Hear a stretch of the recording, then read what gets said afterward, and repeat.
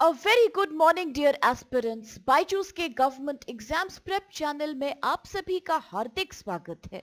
दोस्तों, इस वीडियो में हम चर्चा करेंगे this day in history segment की, जहां हम लेके आते हैं आपके लिए कुछ ऐसे खास ऐतिहासिक फैक्ट्स और घटनाएं जो आपकी इन सभी आगामी गवर्नमेंट परीक्षाओं के दृष्टिकोण से बेहद इंपॉर्टेंट हैं। अलोंग विद दिस वीडियो के अंत में हम आपसे शेयर करेंगे कुछ बेहद इंपॉर्टेंट प्रैक्टिस क्वेश्चंस भी। तो आप सभी आज के फैक्ट्स को ध्यान से देखिए और फिर समझते हुए इन क्वेश्चंस को सॉल्व कीजिए। इनके उत्तर आप हमारे साथ लगातार शेयर करते रहिए इन द कमेंट सेक्शन, क्योंकि इनकी रूटीन प्रैक्टिस से भी आपको इन सभी एग्जाम्स में बेहद हेल्प मिलेगी। तो आइए अब शुरू करते हैं फ्रेंड्स 1 अप्रैल अर्थात आज के दिनांक से जुड़े हमारे सभी इंपॉर्टेंट हिस्टोरिकल फैक्ट्स की। सबसे पहले यहाँ हम बात करेंगे वर्ष 1935 की, when the Reserve Bank of India was formed। अर्थात भारतीय रिजर्व बैंक का आज ही के दिन वर्ष 1935 में गठन हुआ था। भारतीय रिजर्व बैंक भारत का केंद्रीय बैंक है और वित्त मंत्रालय भारत सरकार के जुरिस्डिक्शन के तहत आता है। The basic functions of RBI are issuance of currency, sustaining monetary stability in India and to operate the currency along with maintaining the country's credit system। भारतीय रिजर्व बैंक की अवधारणा डॉक्टर अंबेडकर द्वारा तैयार करी गई स्ट्रैटेजीज पर बेस्ड थी, which he had formulated in his famous book called The Problem of the Rupee, Its Origin and Its Solution। This central banking institution was established based on the suggestions of the Royal Commission on Indian Currency and Finance in 1926। इस commission को Hilton young commission भी कहा जाता था। वर्ष 1934 में अंग्रेजों ने reserve Bank of India act लागू किया, जिसके परिणाम स्वरूप वर्ष 1935 में आरबीआई बैंक अस्तित्व में आया ऑन 1 अप्रैल इन कलकत्ता। परंतु बाद में in 1937 the Reserve Bank of India headquarters were permanently shifted to Mumbai. हालांकि शुरुआत में यह निजी तौर पे ओन्ड था, परंतु वर्ष 1949 में भारतीय रिजर्व बैंक का राष्ट्रीयकरण अर्थात नेशनलाइजेशन किया गया and it became a member of the Asian clearing union. अब यहाँ अगर बात करें आरबीआई के गवर्नर की, तो ये आरबीआई के टॉप ऑफिशियल होते हैं और वर्तमान समय में कौन ये पद संभाल रहे हैं, तो आप नाम याद रखिए शक्तिकांता दास का, जो कि 25वें आरबीआई के गवर्नर हैं।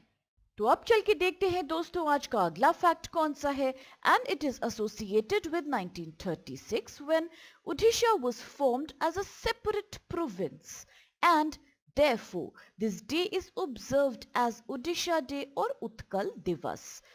अर्थात आज ही के दिन 1936 में ओडिशा का गठन एक अलग प्रांत के रूप में हुआ था और इसीलिए इस दिन को उड़ीसा दिवस या फिर उत्कल दिवस के रूप में भी मनाया जाता है। उत्कल दिवस हर साल 1 अप्रैल को पूरे उड़ीसा में मनाया जाता है, क्योंकि यह दिन प्रतीक है 1 अप्रैल 1936 को उड़ीसा का एक अलग प्रांत के रूप में गठित होना।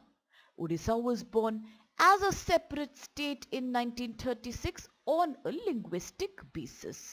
On March 22nd, 1912, दोनों बिहार और Orissa divisions were separated from the Bengal presidency and were made as Bihar and Odisha provinces।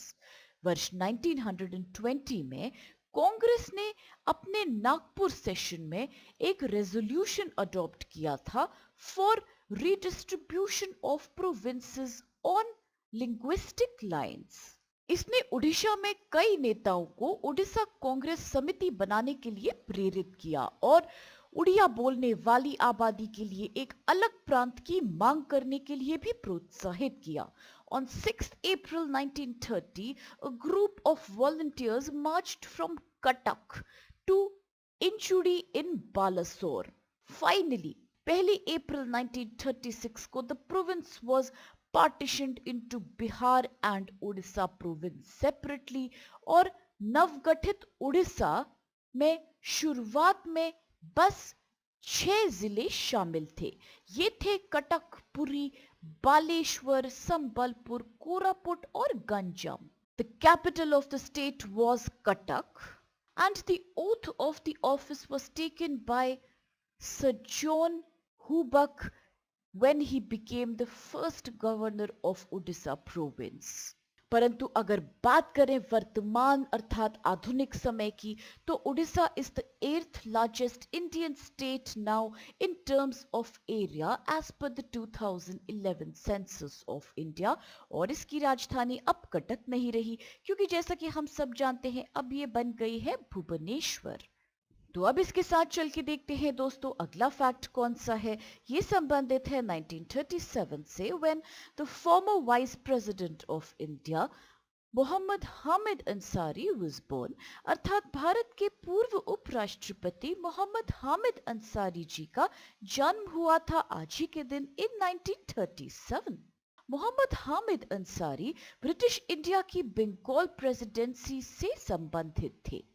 He was born in Calcutta.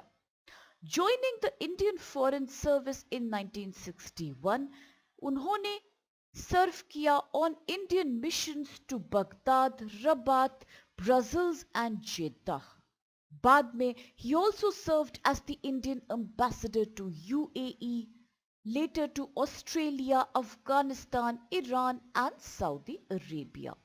उन्होंने 1993 से 1995 वर्ष तक संयुक्त राष्ट्र में भारत के परमानेंट रिप्रेजेंटेटिव के रूप में भी कार्यभार किया था।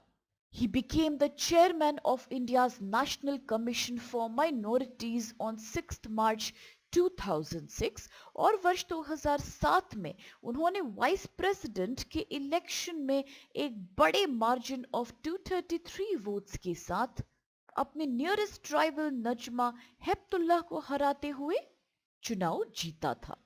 और इसके पश्चात he was re-elected for the second term to the office of Vice President of India in August 2012. और क्योंकि ये तो हम जानते ही हैं कि किस प्रकार the vice president of India is also the ex officio chairman of the Rajya Sabha अर्थात upper house of the parliament, तो ये भी आप याद रखिएगा दोस्तों कि Hamid Ansari is the longest serving chairman of Rajya Sabha. With this अब चल के देखते हैं आज का अगला fact.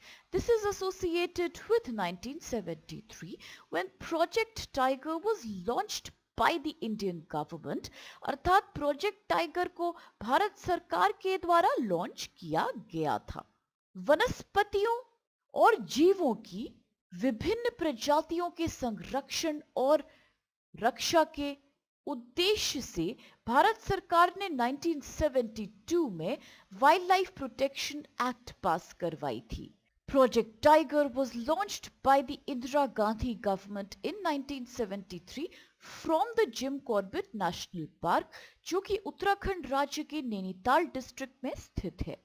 It was launched with an ambitious aim of increasing the population of the tiger in the country.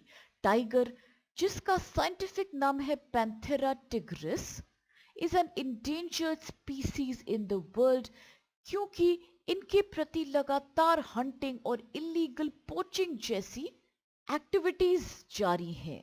इसी कारण प्रोजेक्ट टाइगर का मुख्य उद्देश्य था ऐसे कारकों को कम करना जो बाघों की आवासों की कमी का कारण बनते हैं। शुरुआत में इस प्रोजेक्ट के अंतर्गत केवल 9 रिजर्व्स शामिल थे, जो कि थे जिम कॉर्बेट, मानस, रणथंभौर, सिंपलीपाल, बांदीपुर, पालामाऊ, सुंदरबंस, मेलघता और कान्हा नेशनल पार्क। परंतु आज के समय में बात करें तो तकरीबन 47 रिजर्व्स इसमें शामिल हो चुके हैं। The administrative body for the project is the National Tiger Conservation Authority (NTCA). इसका संगठन 2005 में किया गया था as per the recommendations of the Tiger Task Force। उन स्टेट्स जहां बाघ की संख्या पाई जाती है अधिक मात्रा में, उन्हें असिस्टेंस भी प्रोवाइड की जाती है to protect the tigers in India. वर्तमान समय में तकरीबन 19 स्टेट्स हैं जहां सबसे अधिक पॉपुलेशन पाई जाती है, परंतु the states with the maximum number of tiger population are Maharashtra, Madhya Pradesh, Karnataka, Uttarakhand, Tamil Nadu. इन तमाम स्टेट्स में स्पेशल टाइगर प्रोटेक्शन फोर्स तैनात की जाती है टू प्रोटेक्ट द टाइगर्स। सरकार ने कई प्रयासों के कारण प्रोजेक्ट टाइगर को सफलता तक पहुंचाया है और खुशी की बात यह है कि वर्ष 2010 से लेकर 2014 तक के समय में टाइगर्स की संख्या में तकरीबन 30% तक का इंक्रीज देखने को मिला है और उसके बाद से भी लगातार the population has been increasing. और ये तो हम सभी जानते होंगे दोस्तों कि किस प्रकार टाइगर अर्थात पैंथेरा टिग्रिस ना कि सिर्फ भारत का बल्कि पड़ोसी देश बांग्लादेश का भी राष्ट्रीय पशु है। The monitoring system for tigers intensive protection and ecological status, जिसको कि एम स्ट्राइप्स भी कहा जाता है, was launched in 2010 and it is a software based monitoring system only for tigers। तो अब इसके साथ चल के देखते हैं दोस्तों कि कौन से क्वेश्चंस आज हमारे सामने हैं। And the very first question is when was the Reserve Bank of India formed, अर्थात कब हुआ था रिजर्व बैंक ऑफ इंडिया का संगठन। ऑप्शंस है ए 1955, बी 1935, सी 1945 या फिर डी 1965। अगला सवाल है where are the headquarters of the RBI situated, अर्थात रिजर्व बैंक ऑफ इंडिया का मुख्यालय कहां स्थित है। ऑप्शंस है ए नई दिल्ली में, बी कलकत्ता में, सी मुंबई या फिर डी पुणे में। अगला सवाल है what is the capital of Odisha, अर्थात वर्तमान समय में कौन सी है ओडिशा राज्य की राजधानी। ऑप्शंस है ए कटक, बी भुवनेश्वर, सी पुरी या फिर D Balasore. And the next question is the Vice President of India is also the ex officio chairman of which institution, अर्थात भारत के उपराष्ट्रपति कहाँ के अध्यक्ष के रूप में कार्यभार संभालते हैं। ऑप्शंस है ए लोकसभा, बी राज्यसभा, सी विधि आयोग या फिर डी प्लानिंग कमीशन या फिर योजना आयोग। और अगला सवाल है when was the project tiger launched in India, अर्थात भारत में प्रोजेक्ट टाइगर कब लॉन्च किया गया था। ऑप्शंस में वर्ष हैं ए 1972, बी 1973, सी 1974 या फिर D 1970। And the last question for today is where is the Jim Corbett National Park situated, अर्थात कहाँ है ये नेशनल पार्क स्थित। ऑप्शंस है ए झारखंड राज्य में, बी उत्तराखंड में, सी केरल में या फिर डी सिक्किम में। और अब इन सभी इंटरेस्टिंग क्वेश्चंस और कुछ बेहद जरूरी हिस्टोरिकल फैक्ट्स के साथ आज के इस सेशन को हम यही समाप्त करते हैं, इस आशा के साथ कि आप सभी को इससे बहुत लाभ प्राप्त होगा। दोस्तों अगर आपको वीडियो पसंद आए तो प्लीज चैनल को लाइक, शेयर और सब्सक्राइब आप अवश्य कीजिए और इन सभी क्वेश्चंस के उत्तर कमेंट सेक्शन में निरंतर शेयर कीजिए।